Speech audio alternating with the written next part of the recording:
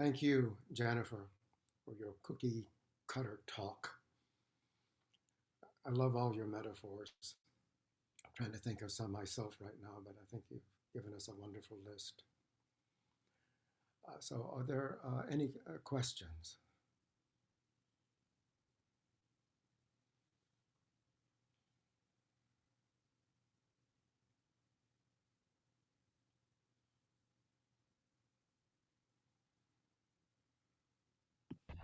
Could you say something about sutras? I'm sorry, about what?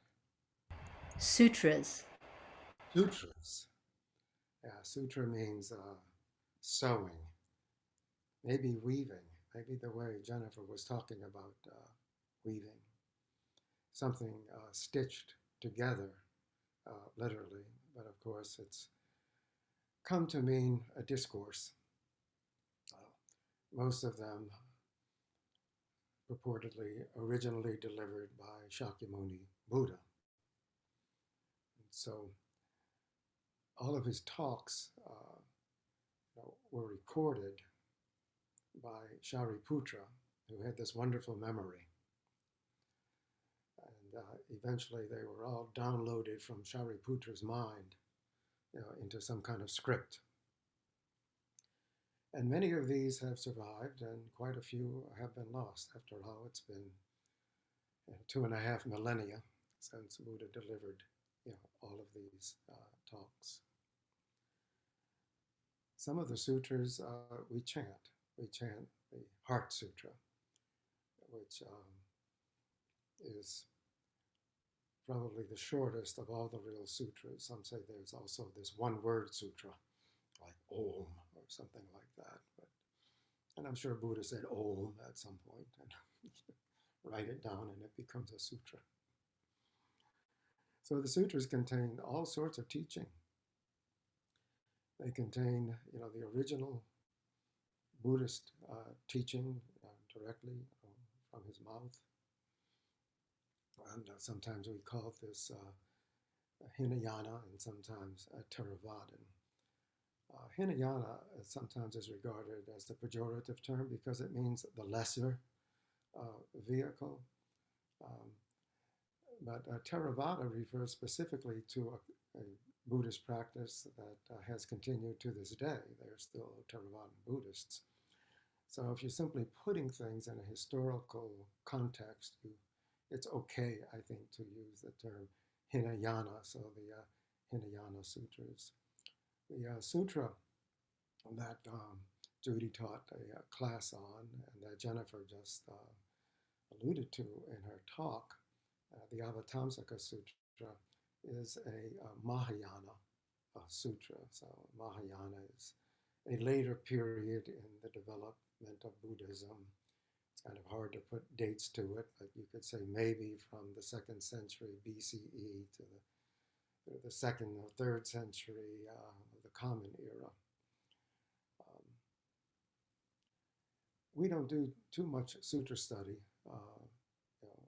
here at the Quantum School of Zen, not specifically, but we do some. And Zen Master Hae's class on the Avatamsaka Sutra is, I think, the shining example of all the sutra classes that we've had.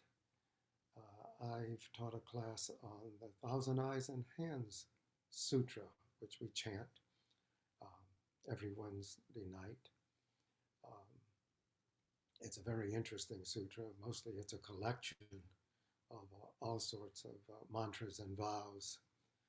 You take the vow and then you recite the mantras, which hopefully will empower you to fulfill the vows. It's that kind of sutra, but it's a very high energy sutra. And then we chant the Heart Sutra, which is, as I said, a very short sutra, and you might think of it as very philosophical, but what it is actually is a point-by-point undoing of early Buddhist teaching. All dharmas are marked with emptiness, so it's the great emptiness sutra. Dharmas here meaning not teaching, in that sense, but dharmas as the fundamental constituents of the universe, both material and non-material. All of them are empty. So it's the great emptiness sutra. And that's about all I know about sutras. So maybe a few more would come to mind, if I really had to think a little harder about it. We do pay attention to sutras in Zen Buddhism. Some more than others. Sutra study is, whatever your practice is, I think it's a good endeavor. And I don't know if we have any upcoming classes on any other sutras. We have this long class on the Compass of Zen, which contains teachings on many of the sutras, but not specifically. If there's some sutra that you're really interested in, why don't you let us know? And if we feel up to it, we could offer a class on that sutra. Or you could simply get some sutures, and be done with it. Stitch it all up, especially this. So are there any other questions? Thank you for your bodhisattva questions, and Master Hae. I have a question. Yes. A question that I sometimes think of is, how long does it take for people to become enlightened? Then I know the story that Buddha sat under the Bodhi tree for 6 years without doing anything else to become enlightened.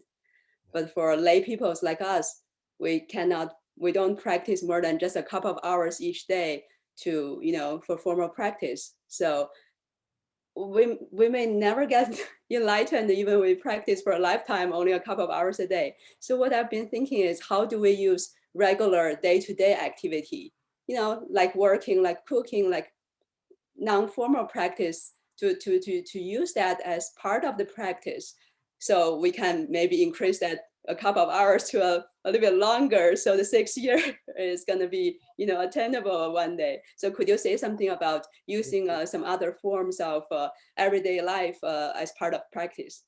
Yes, so that's a wonderful question, and you already answered it.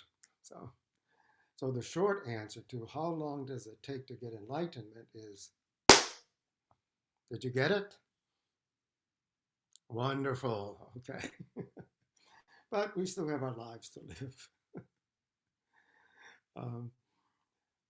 So everyday mind is the true way. Famous Zen saying, everyday mind is the true way. What that means is your mind every day as you go about your daily activities. That is the true way. So moment to moment, what is this? What is my situation right now? Oh, washing dishes. Washing dishes is no problem. Very easy to get enlightenment washing dishes. You're washing the dishes, especially if you do it by hand. Right now, for years and years, I've used a dishwasher. That's low class. But doing it by hand, the dish gets clean, and you see it. Maybe you can even see your face in it. You see your true self in this dish. So that's an everyday activity that can certainly be practiced as meditation. And actually everything we do can be practiced with the same mind, the same spirit in which we do formal Zen practice. So formal Zen practice is very boring. You sit completely still, not moving. Your eyes are always just in the same direction, not moving. You have a very specific practice. What am I on the in-breath? What am I on the out-breath? Don't know. And that can be very strong and very clear. So how much does that help you in everyday life? Your mind, returning to zero. So some activities, like washing dishes, yeah, it seems to be, quite natural, to wash dishes as meditation. But what about when your kid is screaming? Yeah, what kind of meditation then? So your kid is screaming, that means your kid has some problem. So then the most important part of Zen practice appears. How can I help? How can I help right now, in this moment, right here, with this person? So with the screaming kid, that's very obvious. Well, it might not be so obvious exactly what to do, but okay, I have to help here. So what kind of skillful means as a parent can you bring to your screaming kids? Do you have children,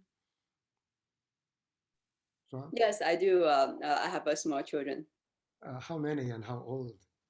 two, 5 and 7. So you have two great Zen masters in your house teaching you all the time. Yeah, That's yes. wonderful. So the direction of our practice is attain, this clear mind, so you really see moment to moment in your everyday life what the situation is, what your relationship is, what your function is. That's the point. And then you have a strong center, yeah, then you can actually do it.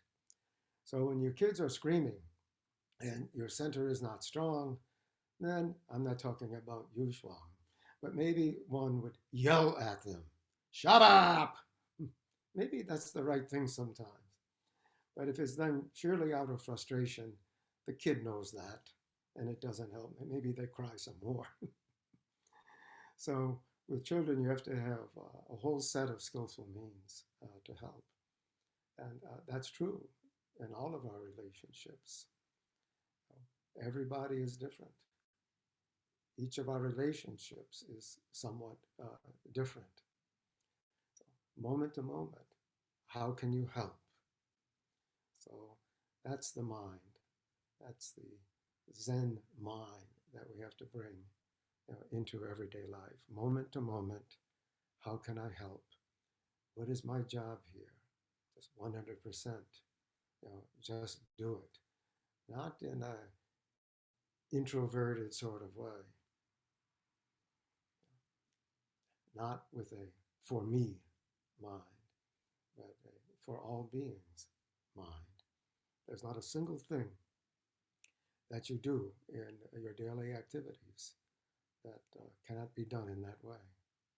So thank you for your wonderful question. And are there any other questions?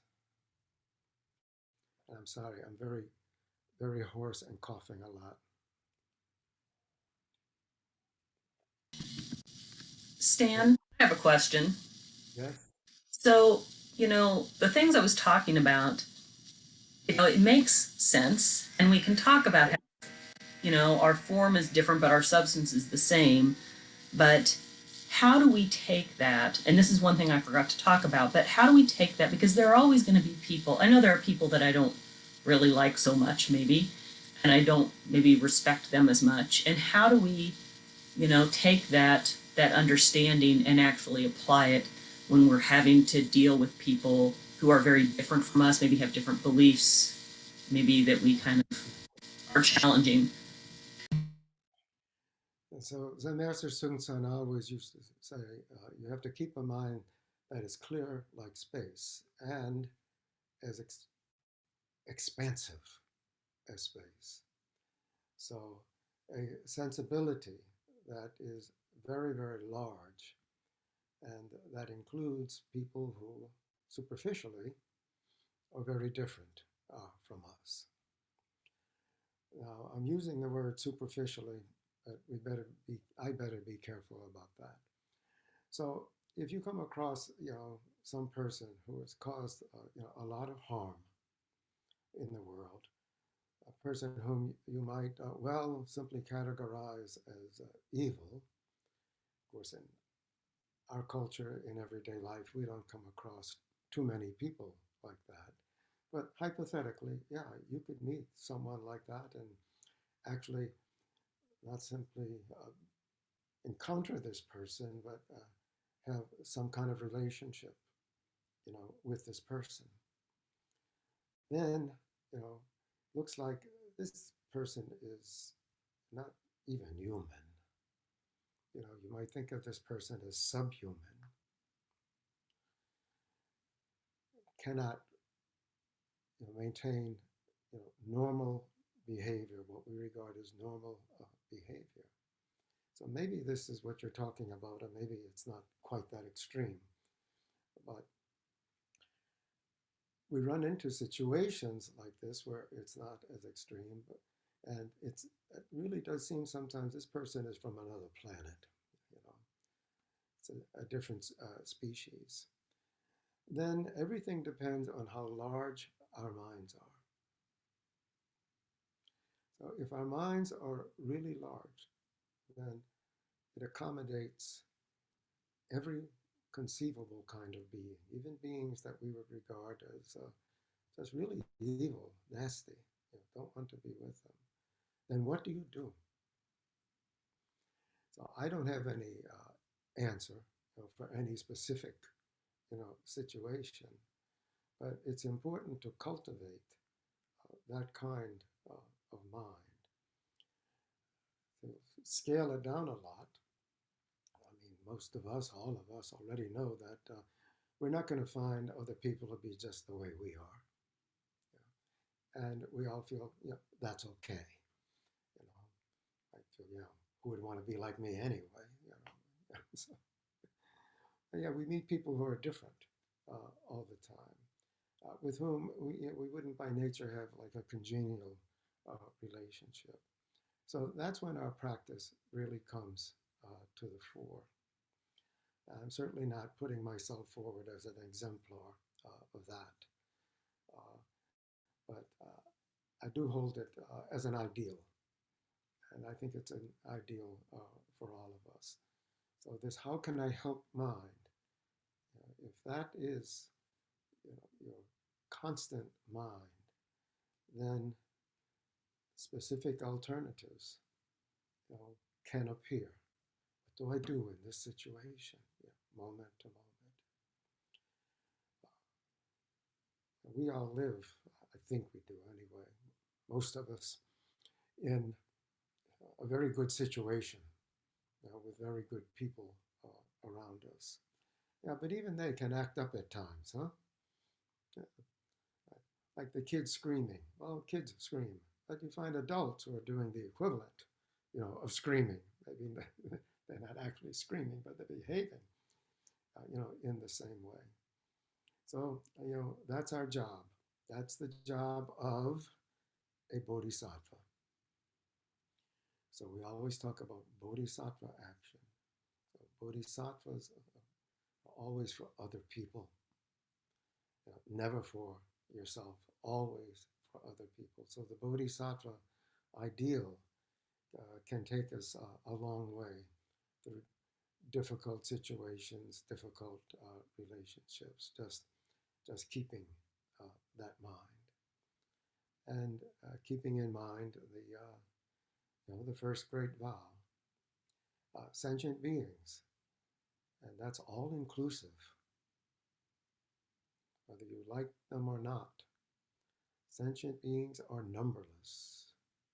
We vow to save them all. Zhong Sang, many beings, move beyond without limit. So Wan, vow, Do, which means to literally ferry them across to the other side of the sea of suffering. It's a lot for one syllable, I know, but it means really, it's used in contexts just like that. So on do, vow.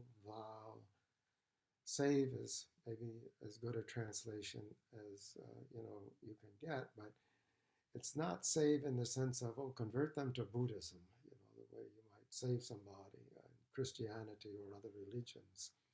You save them by converting them. No, not that at all. But right here, right now, in this moment, really, how can I help?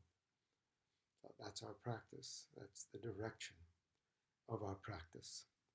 So thank you for your question, and that's a wonderful kitty you have there. We have time for one more question, if there is one. Yes, Eileen? We're always saying that everything depends on the situation. Yeah. But in modern life with mass communication, you really don't know when you say something and it's put out on YouTube or it's put in print and distributed. There is no specificity in, between what you say and who it reaches. Mhm. So I sometimes wonder how upaya, this skillful means, works in modern life. Yeah, you have to be more careful about what you say. So you just chose your words carefully. You're clearly capable of doing that.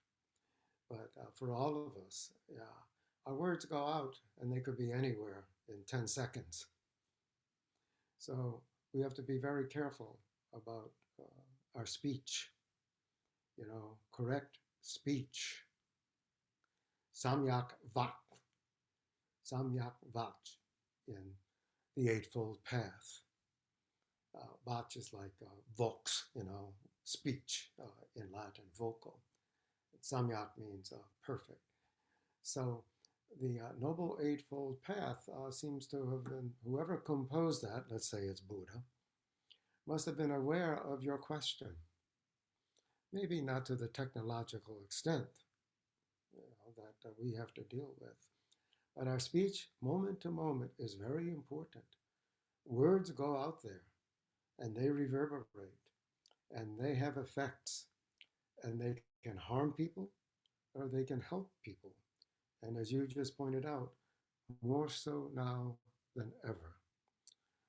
So we have to really be careful about our speech and make it samyak, which means really, really, really good.